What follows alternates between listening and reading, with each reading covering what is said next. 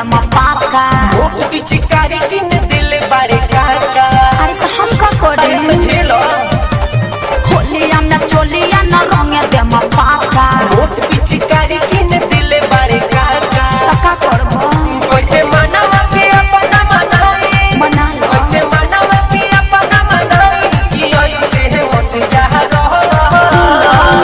अबे बाला बा हमर भता अबे बाला बा हमर भता यार रंग मत ढारो अरे अबे बाला बा हमर भता यार रंग मत ढारो अरे तो हम कर जाए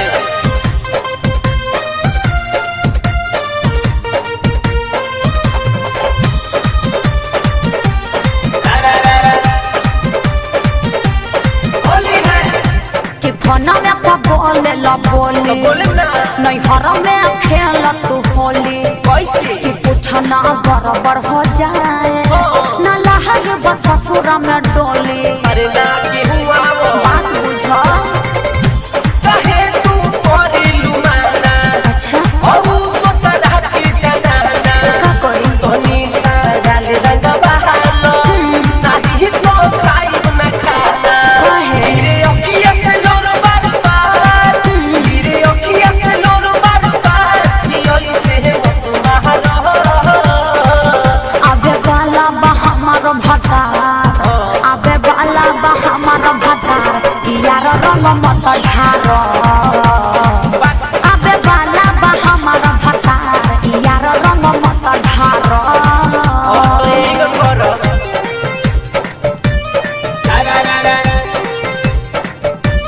होली है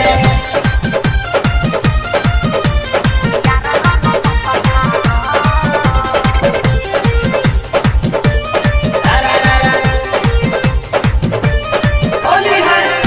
हो महिला को लभर